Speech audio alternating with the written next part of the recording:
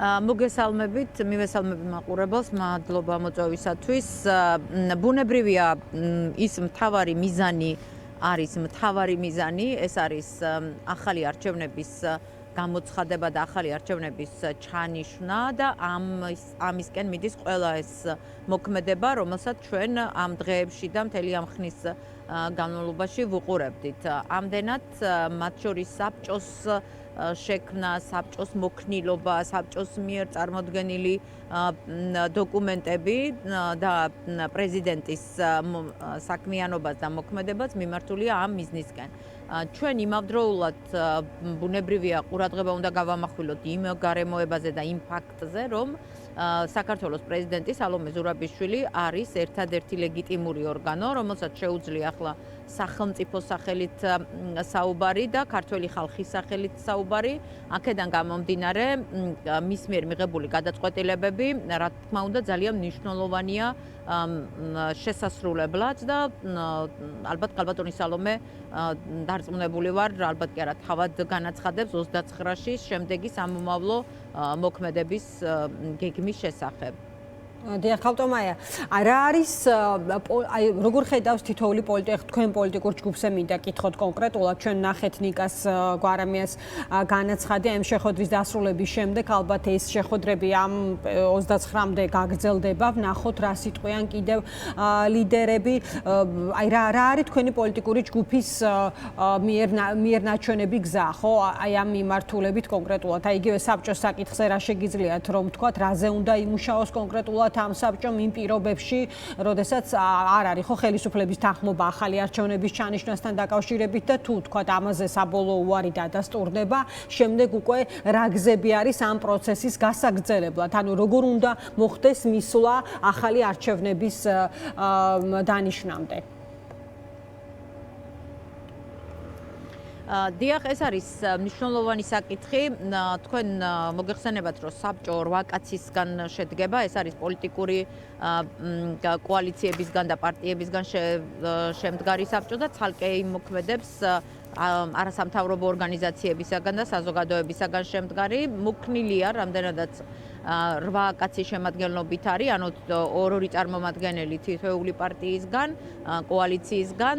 ეს მოქნილობა ძალიან მნიშვნელოვანია ამ შემთხვევაში, რამე თუ პოლიტიკური გადაწყვეტილებები შეიძლება ძალიან სწრაფად იქნეს მისაღები. იცით, რომ ეს საბჭოები იმუშავებს საქართველოს პრეზიდენტთან და საქართველოს პრეზიდენტის ირგვლივ, ასე ვთქვათ, და ექნება ინტენსიური შეხვედრები.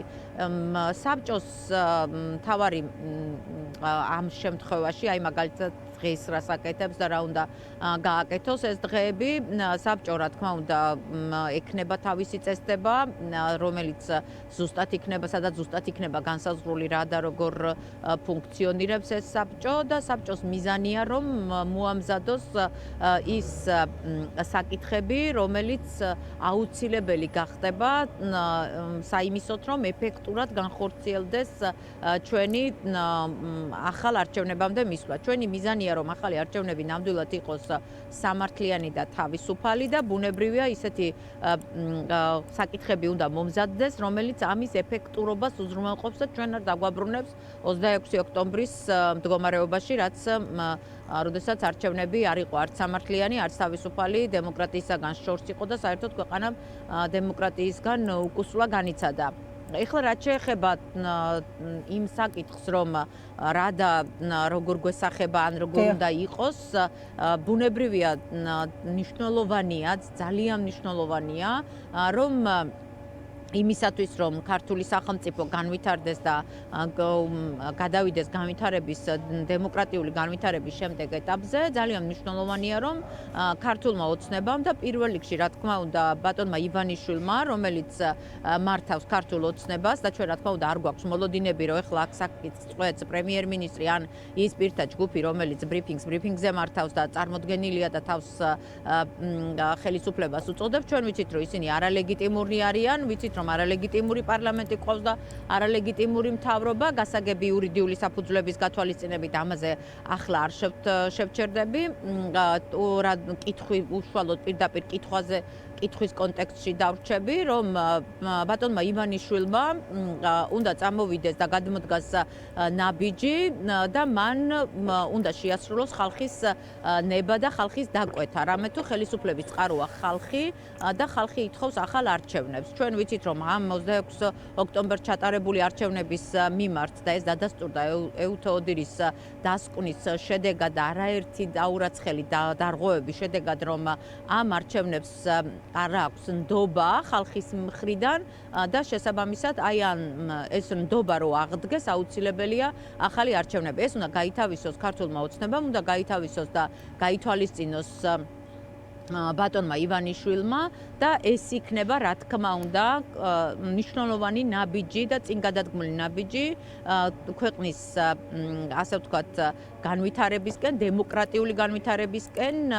ხალხის პატივისცემისკენ, რომელიც ყველა პოლიტიკურმა ძალამ უნდა გამოიჩინოს. რაც შეეხება პოლიტიკურ ძალებს, რომლებიც ახლა აი ამ საბჭოში არიან, ისინი რა თქმა უნდა, როგორც ხედავ, შეთანხმებულად მოქმედებენ, რა თქმა უნდა, შესაძლოა რაღაცა გარკვეული ასე ვთქვათ, ასეც სხვადასხვაობა ამა თუ იმ საკითხზე იყოს და ეს სრულიად გასაგები და მოსალოდნელია პოლიტიკაში და ეს არავის არ უნდა გაუკვირდეს, იმიტომ რომ ეს სხვადასხვა კოალიციებია, სხვადასხვა პარტიები არიან, მაგრამ ასთა სხვადასხვაობა მათ შორის იმის შესახებ 29 შემდეგ სად იქნება ზურაბიშვილი?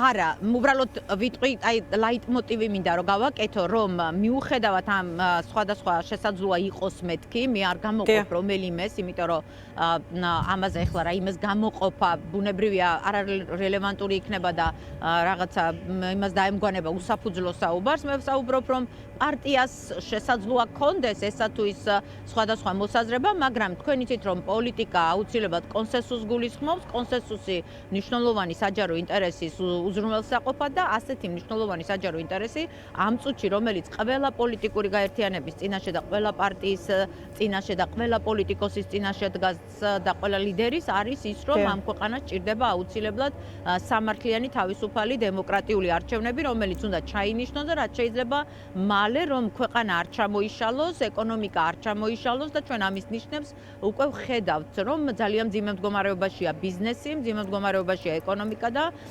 ადამიანებს უჭირს ამ თვალსაზრისით. ამიტომ ეს ძალიან მნიშვნელოვანი საკითხია, რომ პარტიები, რომლებიც აი ამ საბჭოში არიან გაერთიანებული და პრეზიდენტის ირგვლივ არიან და არა მხოლოდ ისინი, არამედ ნებისმიერი პარტია, რომელიც ასევე აღიარებს იმას, რომ აუცილებელია თავისუფალი და სამართლიანი და დემოკრატიული არჩევნების ჩატარება ამ ქვეყანაში და ახალი არჩევნების ჩატარება, ყველამ უნდა გაითავისოს, რომ აუცილებელია ეხლა ერთიანი მოქმედება საიმისოთ, რომ ეს დაჩქარდეს.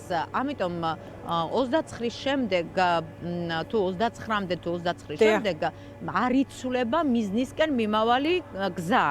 ეხლა და ბუნებრივია ხაი ფორმაზეც კი მესმის ხალხტომაია ფორმაზეც კითხეთ და იცით რომ არის ამაზე გადახვევა. კი, აი მაგალითად გახარიას განცხადება არის რომ პრეზიდენტს ლეგიტიმაციას არ აძლევს შენობა და ლეგიტიმაციის წყარო არის ხალხის ნდობა. აი ამ დისკუსიაზე რის თქმა შეგიძლიათ კონკრეტულად, იგივე თქვენი რჩევა, თქვენ გაქვთ პრეზიდენტთან ცოტა სხვაგვარი ურთიერთობის გამოცდილება, მისი წარმომადგენელი იყავით ასევე საკონსტიტუციაში. აი რა სიტყვით ამ სურათზე რაც იქნება 29 შემდეგ ამაზე გადაწყვეტილება ვიცით რომ პრეზიდენტზეა ეს ყველასთვის ცნობილია. ბუნებრივია კარგი კითხვა ახლა ეს, იმიტომ რომ ამ ეს საკითხი ბევრ თემას მოიცავს და წამოიღებს ბევრი თემის შინაარს, ჩემი აზრით, იმიტომ რომ პრეზიდენტი მართალია და მნიშვნელოვანია, რომ ხალხის ნდობით სარგებლობს და ეს ასეც არის, მაგრამ პრეზიდენტი არის ერთადერთი ლეგიტიმური ორგანო. როგორც საქართველოს პრეზიდენტი არის ლეგიტიმური პრეზიდენტი ამ ქვეყნის, რაც იმას ნიშნავს, რომ აი ეს ეგრეთ წოდებული დარჩეული პრეზიდენტი, რომლის ფიცის დადების ცერემონიასაც აპირებენ ახლა 29-ში, ის რა თქმა უნდა არალეგიტიმურია, იმიტომ რომ ის აირჩია არალეგიტიმურმა პარლამენტმა და შესაბამისად არის არალეგიტიმური და მის მიერ განხორციელებული და მის მიმართ განხორციელებული და ასე შემდეგ რაღაცა ფიცის ჩატარების რიტუალები ბუნებრივია, სრულიად გასულია კონსტიტუციის ფარგლები და რაც იმას ნიშნავს, რომ საქართველოს მოქმედი პრეზიდენტი სალომე ზურაბიშვილი ინარჩუნებს თავის ხელისუფლებას, თავის საპრეზიდენტო უფლებამოსილებას, მანამ სანამ ლეგიტიმურად არჩეული პარლამენტი არ აირჩევს ლეგიტიმური წესით ლეგიტიმურ პრეზიდენტს და ეს ლეგიტიმურად არჩეული პრეზიდენტი არ დადებს თავის ფიცს. ანუ აი ამ ლეგიტიმურად არჩეული პრეზიდენტის მიერ ფიცის დადების მომენტამდე საქართველოს პრეზიდენტი სალომე ზურაბიშვილი არის საპრეზიდენტო უფლებამოსილების ვადაში და ეს არის მოქმედი კანონმდებლობითაც ასე გათვალისწინებული, მათ შორის კონსტიტუციის ჭრილშიც გათვალისწინებული და კონსტიტუციიდან გამომდინარე. ჩვენ უნდა დავუბრუნდეთ და ვიმოქმედოთ კონსტიტუციის ფარგლებში და შესაბამისად, ჩემი აზრით თუ გაინტერესებს, ჩემი პირადი მოსაზრება, საქართველოს პრეზიდენტი არის სწორედ ის პერსონა, რომელიც უნდა იყოს სწორედ ორბელიანების სასახლეში, მანამ სანამ ლეგიტიმური პრეზიდენტი არ დადებს ფიცს. აქედან გამომდინარე, ანუ იმ შედეგების გათვალისწინებით, რაზეც მიუთითებს ოცნება, იმ შედეგის გათვალისწინებით, რაზეც მიუთითებს ოცნება, ქალბატონია, მათი მუქარა ღია წყაროებით ხელმისაწვდომი. ბატონო? მუქარა ოცნება რა თქმა უნდა, რასაც იმუქრება, ისიც არალეგიტიმურია. ანუ ოცნება ყველაფერზე წამსვლელია. ჩვენ დავინახეთ, რომ ოცნებამ რაც გააკეთა რუსთაველზე და მიმდებარე ქუჩებზე და არა მხოლოდ სახლებში მიუვარდა ხალხს და დღემდე არ არის დასჯილი, დაკავებული და გამოკითხვაც კი არ არის ჩატარებული იმ სამართალდამცავების მიმართ, რომლებმაც ჩაიდინეს ეს სისასტიკე და ადამიანობის წინააღმდეგ მიმართული დანაშაულები, მაგრამ აქ იმაზე კი არ დგას საკითხი, ოცნება რას ამბობს, ან როგორ მოიმოქმედებს, ანუ ის კი არ არის მთავარი, რომ ჩვენ მოვექცეთ ოცნების ასე ვთქვათ დაბულინგების ქვეშ. აქ არის საკითხი კონსტიტუციის ჭრილში გადასაწყვეტი. ქვეყანა უნდა დაბრუნდეს კონსტიტუციის ფარგლებში, კონსტიტუციის მოქმედების ფარგლებში და ასეთი ერთადერთი ორგანო, რომელსაც დღეს შეუძლია ეს გააკეთოს, არის საქართველოს პრეზიდენტი. დიდი მადლობა, დაგემშვიდობებით. მაია კოპალეიშვილი საუბრობდა დღის ამბების პირდაპირ ეთერში 5 საათზე.